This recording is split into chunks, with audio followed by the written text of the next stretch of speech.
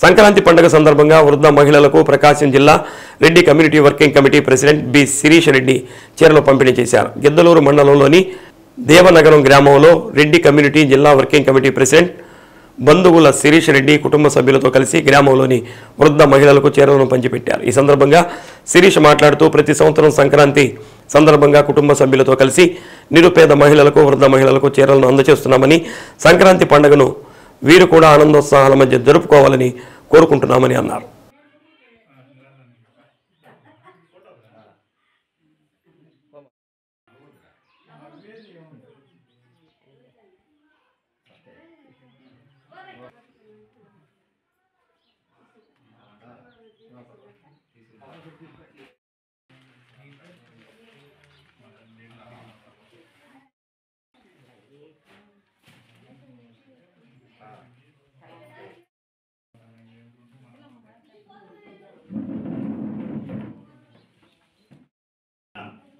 అందరూ ఇట్లా చూడండి.